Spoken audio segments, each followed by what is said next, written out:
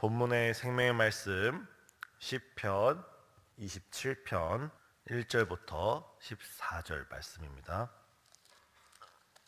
시편 27편 1절부터 14절 말씀입니다. 구약성경 819페이지에 있습니다. 저희 다 같이 합독하시겠습니다. 여호와는 나의 빛이요 나의 구원이시니 내가 누구를 두려워하리요. 여호와는 내 생명의 능력이시니 내가 누구를 무서워하리요. 악인들이 내 살을 먹으려고 내게로 왔으나 나의 대적들 나의 원수들인 그들은 실족하여 넘어졌도다. 군대가 나를 대적하여 진칠지라도 내 마음이 두렵지 아니하며 전쟁이 일어나 나를 치료할지라도 나는 여전히 태연하리로다. 내가 여호와께 바라는 한 가지 일 그것을 구하리니 곧 내가 내 평생에 여호와의 집에 살면서 여호와의 아름다움을 바라보며 그의 성전에서 사모하는 그것이라. 여호와께서 환난 날에 나를 그의 조막 속에 비밀히 지키시고 그의 장막 은밀한 곳에 나를 숨기시며 높은 바위 위에 두시리로다. 이제 내 머리가 나를 둘러싼 내 원수 위에 들리리니 내가 그의 장막에서 즐거운 제사를 드리겠고 노래하며 여호와를 찬송하리로다. 여호와여 내가 소리내어 부르짖을 때 들으시고 또한 나를 긍휼히 여기사 응답하소서. 너희는 내 얼굴을 찾으라 하실 때 내가 마음으로 주께 말하되 여호와여 내가 주의 얼굴을 찾으리이다 하였나이다. 주의 얼굴을 내게서 숨기지 마소서. 주의 종을 노하여 버리지 마소서. 주는 나의 도움이 되셨나이다. 나의 구원의 하나님이시여 나를 버리지 마시고 떠나지 마소서. 내 부모는 나를 버렸으나 여호와는 나를 영접하시리이다. 여호와여 주의 도를 내게 가르치시고 내 원수를 생각하셔서 평탄한 길로 나를 인도하소서. 내 생명을 내 대적에게 맡기지 마소서. 위증자와 악을 토하는 자가 일어나 나를 치료함이니이다. 내가 산자들의 땅에서 여호와의 선하심을 보게 될 줄 확실히 믿었도다. 너는 여호와를 기다릴지어다. 강하고 담대하며 여호와를 기다릴지어다. 아멘. 언제나 주님만 바라보는 우리 모두가 되길 바랍니다. 시편 27편은 다윗이 몹시 위기 상황 속에서 하나님께 찬양과 기도를 올려드렸던 내용입니다. 본문을 보다 더 자세히 구분하자면 1절과 6절까지를 한 내용으로 볼 수 있고 또한 7절과 14절까지를 한 내용으로 볼 수 있고 이 모든 것을 시편 27편으로 모아볼 수 있습니다. 다윗은 1절에서 이렇게 하나님께 기도를 합니다. 내가 누구를 두려워하리요? 내가 누구를 무서워하리요? 다윗은 찬양을 시작하면서 내가 누구를 두려워하고 내가 누구를 무서워하리요 하면서 선포를 하고 있습니다. 왜냐하면 여호와께서 나의 빛이 되시고 나의 구원이 되시고 무엇보다 나의 생명의 능력이 되시기에 나는 두려울 것도 없고 무서워할 것도 없다라고 선포하고 있습니다. 사랑하는 성도님, 하나님께서는 우리의 빛이 되어주시고 구원이 되어주심을 우리는 믿습니다. 빛이 비추기 시작할 때 어둠은 떠나가게 되어 있습니다. 빛이 비추기 시작할 때 어둠은 더 이상 그 설 자리를 잃어버리고 물러서게 되어 있습니다. 다윗에게 지금 그의 어려운 환경, 그의 극심한 그 위기 상황이 어둠처럼 느껴졌을지라도 하나님께서 그의 빛을 다윗에게 비춰주시기 시작한다면 다윗에게 있던 그 모든 어둠이 곧 사라지고 말 것이라는 믿음이 다윗에게 있었습니다. 그래서 다윗은 여호와는 나의 빛이고 나의 구원이시기 때문에 나는 누구도 두렵지 않습니다 라고 고백하고 있는 것입니다. 더 나아가서 다윗은 여호와는 나의 생명의 능력이 되신다고 말씀하고 있습니다. 그래서 능력이란 말은 우리나라 의미로는 힘, 파워 이런 의미도 있지만 히브리어 원문을 보면 이 능력이란 말은 피난처, 요새와 같은 의미를 가지고 있습니다. 다시 말해서 여호와는 나의 피난처시고 나의 요새이시기 때문에 내가 숨을 수 있고 내가 그곳에 피할 수 있는 요새이기 때문에 나는 무서워하지 않습니다 라고 고백하고 있는 것입니다. 사랑하는 성도님, 오직 하나님만을 우리 영혼의 피난처로 삼으시고 우리 영혼의 도망쳐 산성으로 삼는 우리 모든 성도님 되시길 예수님의 이름으로 축복합니다. 지금 다윗의 상황이 어떻습니까? 이 배경이 2절과 3절에 우리는 간접적으로 알 수 있습니다. 지금 다윗은 악인들이 다윗의 살을 먹으려고 달려들고 있고, 또한 군대가 그를 대적하여 진치고 있고, 또한 전쟁이 일어나서 다윗 한 명을 죽이려고 하는 그 순간에 다윗은 여호와는 나의 생명의 빛이시고 구원이시고 무엇보다 내 생명의 능력이 되기 때문에 피난처가 되시고 요새가 되기 때문에 난 두렵지 않고 나는 겁나지 않습니다 라고 고백하고 있는 겁니다. 자신이 어떤 상황이든지 간에, 지금 자신이 어떤 어려움을 겪든 간에 하나님을 바라볼 때 다윗은 그 마음에 3절 하반절을 보면 나는 여전히 태어나리로다. 환경을 바라보면 전쟁이 일어나서 다윗을 죽이려 하고 있고, 주변을 바라보면 많은 대적들이 다윗을 죽이려고 하고 있지만, 다윗은 환경을 바라보고 주변을 바라보는 것이 아니라 오직 생명의 빛이 되시는, 구원이 되시는, 피난처가 되시는 하나님을 바라볼 때 그 마음속에 하나님으로 인한 참된 평강과 평안이 있는 줄 믿습니다.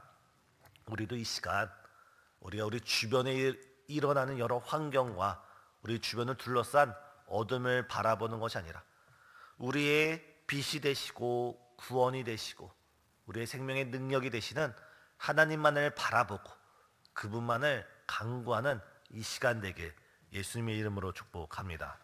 이에 다윗은 4절에서 한 가지 소원을 고백합니다. 내가 여호와께 바라는 한 가지 일, 내가 여호와께 바라는 오직 한 가지 일, 그것을 구하리니 내 평생에 여호와의 집에 살면서 여호와의 아름다움을 바라보며 그의 성전에서 사모하는 그것이라. 다윗에게 있었던 그 마음의 한 가지 소원, 바로 내 평생에 여호와의 집에 살면서 그 여호와의 아름다움을 바라보며 그의 성전에서 사모하는 그것이라. 하나님께서 다윗의 아들 솔로몬에게 나타나셔서 네 소원이 무엇이냐 물을 때는 솔로몬은 듣는 마음, 지혜를 달라 했지만 다윗은 하나님께 나에게 있어서 한 가지 일, 한 가지 소원은 내 평생에 여호와의 집에 살면서 여호와의 아름다움을 바라보며 사모하는 것이 내 평생의 소원입니다. 이렇게 고백하고 있습니다. 다윗이 여호와의 집에 평생에 살면서 여호와의 아름다움을 바라보고 살기 원했던 것은 그 이유가 5절과 6절에 나타나 있고, 이런 기도를 드릴 수밖에 없었던 이유가 1, 2, 3절에 이미 간접적으로 드러나 있기 때문입니다. 왜 다윗이 여호와의 집에 살기 원했냐면 5절에 여호와께서 환난 날에 나를 그의 초막 속에 비밀히 지키시고 그의 장막 은밀한 곳에 나를 숨기시며 높은 바위 위에 두시리로다. 다윗은 일평생 전쟁터에서 살아갔던 장수입니다. 다윗은 한평생 많은 이들로부터 생명의 위협을 받으면서 정말 어떻게 보면 참 험악한 삶을 살았던 사람이 다윗입니다. 그런 다윗에게 있어서 하나님이 거하시는 그 전, 하나님이 거하시는 그 장막과 초막에 내가 달려가고 피할 때 하나님께서 그곳에 나를 숨기시고 나를 안아주시고 나를 보호해주시며 내 생명을 지켜주시는 분은 하나님 한 분이기에 내가 하나님 품 안에서 살고 싶습니다. 내가 하나님의 어깨 아래에서 살고 싶습니다 라고 하면서 오늘 고백을 하고 있는 것입니다. 그래서 다윗이 고백하기를 나를 그의 초막 속에, 그의 장막 속에 은밀히 숨기신다 되고 있습니다. 그래서 초막과 장막을 보면 알 수 있듯이 아직 솔로몬의 성전이 지어지지 않고 정말 장막, 천으로 지어진, 가죽으로 지어진 그 여호와의 전에 있을 때 어떻게 보면 육의 눈으로 보면 돌로 지어진 다윗성보다 여호와의 전은 물리적으로는 더 약할지 모릅니다. 하지만 그 여호와의 전에 하나님의 품 안에 하나님의 돌보심과 보호하심 속에 우리가 있을 때 하나님의 전능자의 손이 우리를 보호하시고 우리를 지키시고 우리를 숨겨주시는 줄 믿습니다. 우리가 삶의 어려운 일을 당할 때마다 우리가 육신의 눈으로 보면 이웃에게 달려가서 도움을 청하는 것이, 세상으로 달려가서 세상의 도움을 청하는 것이 더 지혜로워 보일지라도 우리가 믿음의 눈을 들을 땐 우리가 어려움을 당할 때 위기의 순간에 하나님의 전으로 믿음으로 달려나와서 은밀한 중에 계신 하나님께 우리가 기도하며 간구할 때 주께서 우리를 숨기시고 바위 높은 곳에 두시며 우리 얼굴을 드셔서 우리에게 응답과 구원을 허락하여 주시는 줄 믿으시길 바랍니다. 우리 인생의 어려운 순간순간마다 다윗이 말했던 내가 바라는 한 가지 여호와의 전에 살겠습니다. 여호와 앞에 있고 싶습니다. 하나님의 품 안에 내가 있고 싶습니다. 주께서 나를 숨기시고 구원하시고 나의 모든 어려운 환경에 주께서 생명의 길을 내 주옵소서 고백하시는 우리 성도님 되시길 바랍니다. 7절을 보면 이제 다시금 하나님께 부르짖는 말씀이 있습니다. 여호와여 내가 소리를 내어 부를 때에 들으시고 또한 나를 긍휼히 여기사 응답하소서. 아직 다윗은 이 시편 27편을 들으면서 자신에게 있는 그 위협이 해결되지 않은 상태에서 여전히 하나님께 부르짖고 있습니다. 부르짖으면서 이렇게 기도를 드립니다. 7절에 나를 긍휼히 여기소서. 또한 8절에 내 얼굴을 찾으라 할 때 내가 마음으로 주께 말하되 내가 주의 얼굴을 찾으리다 하였나이다. 그러면서 9절에 얼굴을 숨기지 마시고 나를 버리지 마시고 주께서 나를 버리지 마시고 떠나지 마소서. 10절에 이르러선 내 부모는 나를 버렸으나 여호와는 나를 영접하시리로다. 그건 다윗은 그 마음속에 기도가 더디 이루어지는 것을 보고 그의 환경의 위협이 극심함을 보면서 하나님 나에게 숨기지 마시고 나를 버리지 마시고 나를 떠나지 마소서. 내 부모는 나를 버렸으나 어린 아이에게 있어서 어린 아이를 가장 돌보고 사랑으로 보호해 줄 사람은 그의 부모가 됩니다. 그 부모가 자녀를 버린다는 의미는 세상의 모든 사람들이 그 자녀를 돌보지 않는 세상에 그 어떤 도움을 바랄 수 없는 환경입니다.